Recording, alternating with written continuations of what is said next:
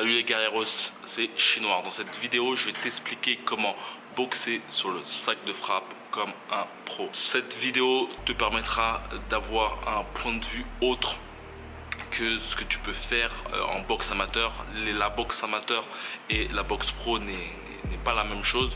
On dit souvent que la boxe pro c'est des marathoniens, vu qu'ils peuvent effectuer des combats entre 4 et 12 rounds, donc ils n'ont pas la même attitude qu'un boxeur amateur qui est en général plus rapide.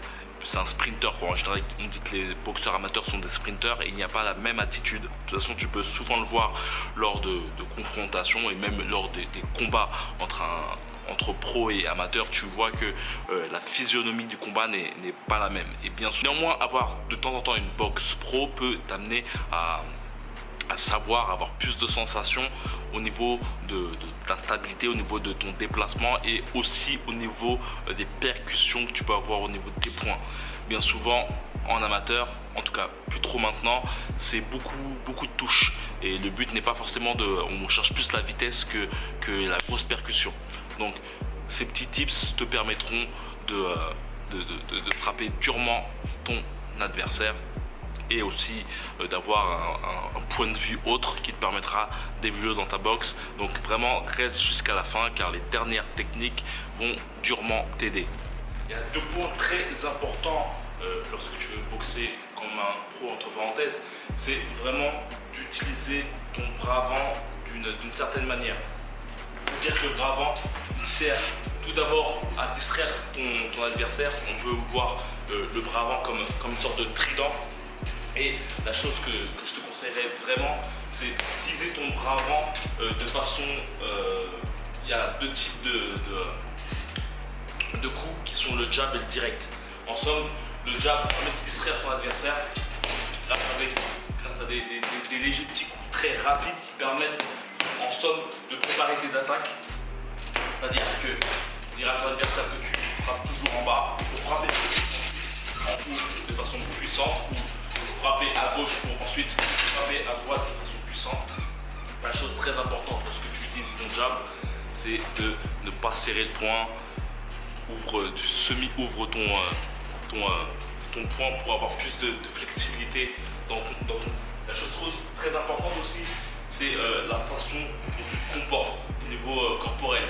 C'est-à-dire que quand tu envoies ton jab, n'hésite pas à mettre le poids sur la jambe avant. Ensuite, envoie ton coup. Un truc toujours aussi important, très intéressant lorsque tu veux travailler en mode pro sur le sac de frappe, c'est vraiment t'habituer comme Roy Jones pouvait le faire, t'habituer à effectuer des crochets, hypercutes, directs de façon très légère pour te permettre, comme je te dis, de distraire ton adversaire. Ensuite, par exemple, frapper plus fort au sac, frapper plus fort dans les flancs. Tu vois, bam bam, faire plus fort, tu vois. Là, tu ramènes la tête vers tu ramènes la tête vers ta droite. Voilà, vraiment important. Le jab, ça permet vraiment d'avoir cette flexibilité. N'hésite pas à faire un round juste avec le bras avant. Ça te permettra d'avoir de l'endurance en jouant sur ça. Et aussi les directs. Les directs, c'est vraiment autre chose. Là, cette fois-ci, le but, c'est de faire mal à ton adversaire. Il y a le terme de bataille de direct. Et en somme, les directs te permettent en fait de faire mal à ton adversaire. Donc très important pour les directs, n'hésite pas à mettre ton poids sur la jambe arrière. Le but c'est d'aller vers ton adversaire, vraiment de le contrer durement. Comme j'aime bien dire, le coup de tête de Zidane. Donc n'hésite pas. Ouais, le but contrairement au jab, le jab c'est simplement ça. Et le direct, c'est vraiment le but, c'est de pousser avec la jambe arrière et retenir avec la jambe avant. Je veux dire vraiment bataille de direct. Quand on dit bataille de direct, c'est vraiment quand tu vois souvent les pros être vraiment sur leurs appuis et l'envoi direct pour faire mal à son adversaire. De même pour lui, ça te permet d'une part d'avoir ta distance et d'autre part de frapper durement son adversaire. Très intéressant aussi, c'est de jouer sur tes genoux. Les genoux, il y a une grande différence entre les boxeurs ayant flexibilité au niveau de leurs genoux. Tu peux voir la différence entre un boxeur amateur et pro. Souvent, le boxeur amateur a tendance à sautiller, à bouger constamment. Le boxeur pro, lui, a vraiment tendance, comme j'aime bien dire, comme un 4x4, à être vraiment très solide dans ses appuis. Et les genoux sont aussi très intéressants. Le mouvement des genoux te permet d'une part d'amplifier tes coups. Donc, le fait de faire juste ce mouvement-là permet d'amplifier ta puissance, et de même que le retour en haut te permet aussi, pareil, d'amplifier ta puissance.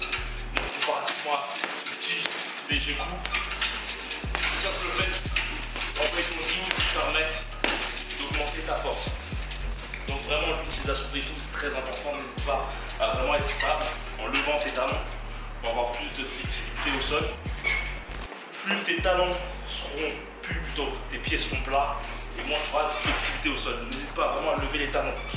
Et voilà, je tape avec l'effet 4x4, comme je peux le dire, vraiment, soit la différence vraiment entre un boxeur amateur et un boxeur pro, c'est vraiment l'effet 4x4. J'aime bien amplifier sur cette analogie, c'est vraiment le fait d'être stabilisé au niveau de tes appuis.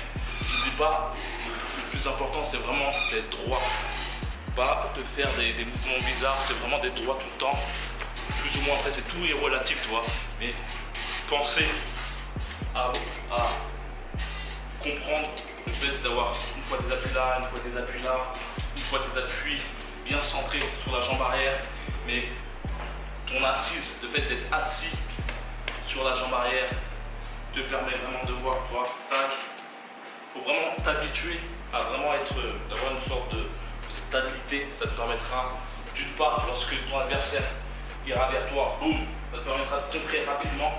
Comparativement à une personne qui est instable, tu vois, elle a du mal à contrer. Très intéressant à faire pour augmenter justement ton style de boxeur pro sur le sac de frappe, c'est vraiment t'habituer à bouger ta tête constamment avec tes appuis. Grâce à tes appuis, tu as pu le voir certainement lors de mon combat à main nue. Il y a un moment, je me fais acculer durement par mon adversaire après avoir pris un coup, et tu peux voir bouger la tête constamment dans tous les sens pour justement éviter de prendre les coups. C'est une habitude que j'ai pris au fur et à mesure de mon expérience. En fait, le but, c'est vraiment de t'habituer, même lorsque tu fais du shadowboxing. Je vois souvent effectuer du shadowboxing en étant totalement droit, c'est-à-dire de bouger aucunement la tête, mais envoyer constamment des coups.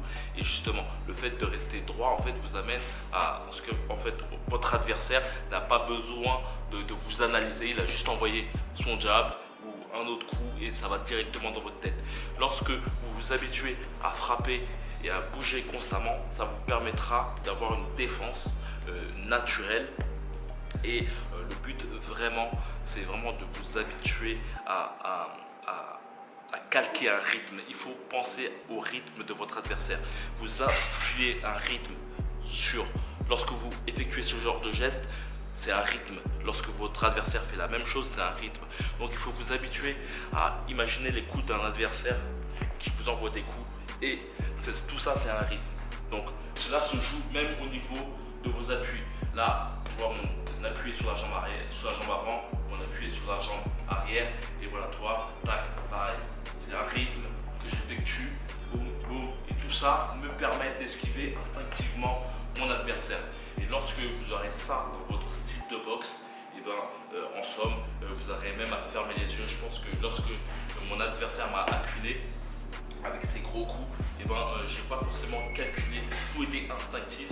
Et voilà, une habitude que vous devez prendre, vous habituer à esquiver constamment, que ce soit avec vos genoux ou autres, pour vraiment avoir une défense très instinctive. Avant de terminer cette vidéo, il y a une deuxième partie qui est disponible dans la description, dans le groupe privé, qui te permettra d'avoir encore 4 techniques très utiles pour vraiment développer ta boxe sur le sac de frappe, d'avoir une attitude plus pro dans tes actions. Donc vraiment, si tu souhaites développer ta technique, si tu souhaites améliorer drastiquement ta façon de boxer, c'est dans la description, dans le groupe privé. Il suffit simplement de cliquer, c'est gratuit, et comme j'ai pu le dire, tu auras encore 4 autres techniques pour augmenter drastiquement ta boxe, ton style. Donc on se retrouve dans les coulisses et comme d'habitude, que la boxe soit avec toi.